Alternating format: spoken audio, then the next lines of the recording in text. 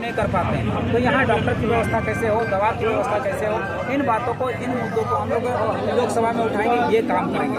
हम लोग अगला काम करेंगे कि झारखंड के बहुत सारे बच्चे PG PhD करके आज बेरोजगारी है, बेरोजगार का दंश झेल रहे हैं, उत्पीड़न झेल रहे हैं, पीड़ा झेल रहे हैं, पलायन कर रहे हैं, बम्बई दिल्ली में खट रहे हैं, बंधुआ मजदूरी कर रहे हैं। तो इन मुद्दों को उठाएंगे कि झारखंड में अगर 100 नौकरियां निकलती है, उसमें से 90 नौकरियां बाहर के लोग जाते हैं, 90 नौकरियां हमारे हाथों में सुरक्षित हो, ऐसा कानून बनाने के लिए हम लोग सदन में आवाज उठाएंगे। ये 3 काम हम लोग करेंगे। सर बेसिकली आप बोलते हैं कि ये चीज़ आवाज़ हम उठाएंगे, लोकसभा में आवाज़ उठाएंगे, इस चीज़ को कानून मतलब नीति बनाएंगे, नियम बनाएंगे।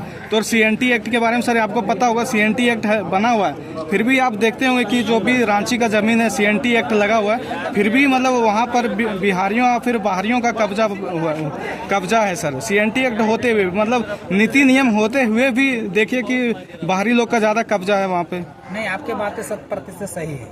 आज CNT एक्ट का वायलेशन इतना ज़्यादा हो गया है, इतना ज़्यादा अतिक्रमण हो गया कि सोच नहीं सकते। देखिए, बाबा साहब अम्बेडकर ने बहुत अच्छा बात कहे थे कि कानून हो या संविधान हो, वो गलत नहीं होता, उसको लागू कराने वाले लोग गलत होते हैं। उनको किस तरह से वो लोग चलाते हैं, किस तरह से वो लोग मनवाते हैं, किस तरह से उसको संभालते हैं, ये उन लोगों पर डिपेंड करता है। जो कुर्सी पे बैठे हुए हैं, तो वही लोग इस संविधान को, इस कानून को वायलेशन कर रहे हैं। तो ये अगर उस पर जब तक कुर्सी में बैठे लोगों को नहीं चेंज करते, तब तक CNT कानून में अतिक्रमण में बंद नहीं होगा। अतिक्रमण CNT कानून में अतिक्रमण तभी बंद होगा जब वहाँ पर उस वायलेशन को रोकने वाले लोग वहाँ बैठेंगे। दादा, एक और सवाल।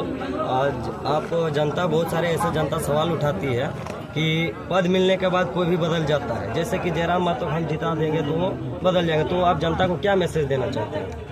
देखिए, जहाँ बदलने की बात रहा तो जयराम मातो कहाँ से है, किस परिप्रेक्ष्य से? जयराम मातो ऐसे परिपाटी से पले बड़े हैं, एक ऐसा स्तर से उठे हैं जो बदलने का तो कोई बात ही नहीं हो सकता। क्या है उनके पास, किसके लिए वो करेंगे? अपना परिवार में तो देख रहे क्या क्या स्थिति है, तो वो बदले नहीं। और दूसरी बात, जो लोग ये इसलिए भ्रम फैला रहे हैं ताकि जनता गुमराह हो और वोट उसको करे, इसलिए गुमराह किया जा रहा है। ऐसी बातें गुमराह करने के लिए की जा रही है कि वो भी बदल जाए। सर झारखंड का जो युवा है सर, वो मतलब JVKSS को बहुत ज़्यादा सपोर्ट कर रही है, खास करके छात्र वर्ग के जो लोग हैं। जैसे कि झारखंड का जो CGL एग्ज़ाम हुआ था, उसको कैंसिल कराने में बहुत बड़ा हाथ रहा JVKSS का। और JVKSS का जो मतलब झारखंड CGL का जो परीक्षा हुआ था, पूर्ण आधार पर देखा जाए तो बहुत ज़्यादा पेपर लीक हुआ था। इसके आधार पर JVKSS उसको कैंसिल करवाए। लेकिन JPSC का भी कहीं मामला, कुछ लीक का पेपर का कुछ मामला आया हुआ था, लेकिन JVKSS उस पर हाथ नहीं लगा पाई।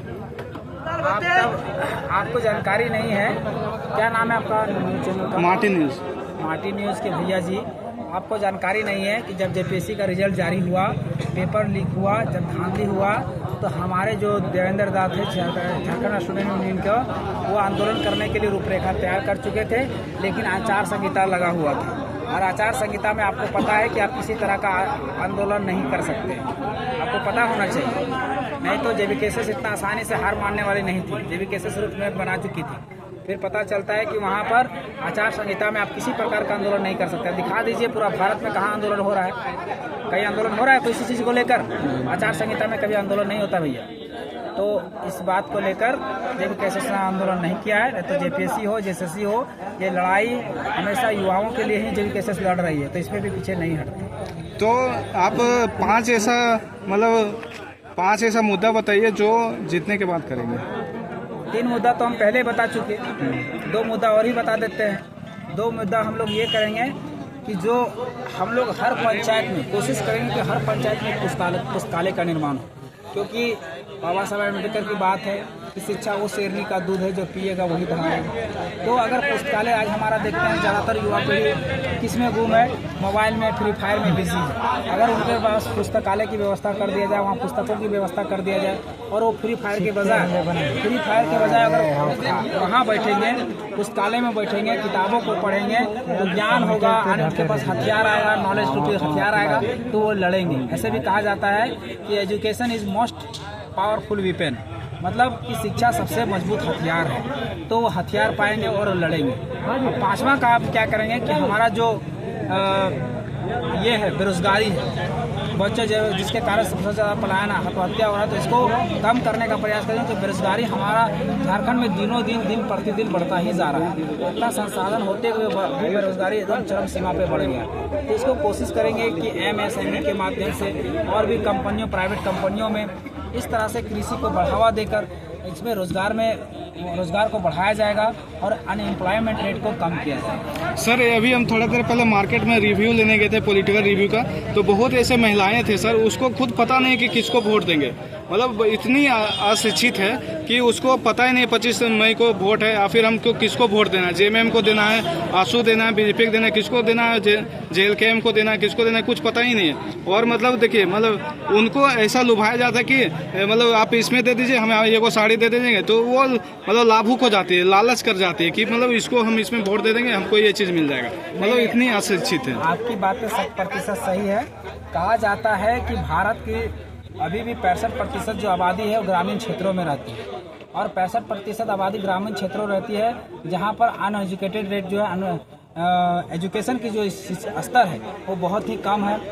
तो इसके कारण से लोग शिक्षित नहीं हो पाते, अपने वोटों का वैल्यू नहीं समझ पाते, अपने वोटों का महत्व नहीं समझ पाते हैं, वोट क्या है इसको नहीं जान पाते हैं। आपकी कहना सही है। तो उसी के लेकर हम लोग जागरूकता अभियान भी 2.5 सालों से चला रहे हैं, और हमेशा हम लोग लोगों को यही कहते हैं कि आपको वोट का सही प्रयोग करना सीखिए, वोट को सही लोगों को देना सीखिए, पार्टी पॉलिटिक्स से ऊपर वोट दीजिए, जाति धर्म से ऊपर उठकर वोट दीजिए, इंडिया पाकिस्तान से ऊपर उठकर वोट दीजिए, लिंग संप्रदाय से ऊपर उठकर वोट दीजिए, बिना दारू मुर्गा लिए, बिना हाड़ मांस खाए वोट कीजिए, निष्पक्ष और निष्भाव से वोट कीजिए।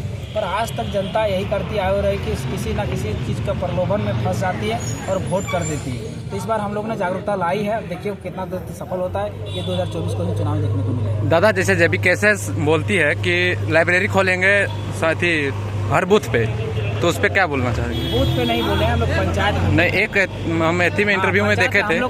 हाँ, हम लोग का अभी भी हम लोग का वो अड़िग है उस बात पे, और हमेशा अड़िग रहेंगे।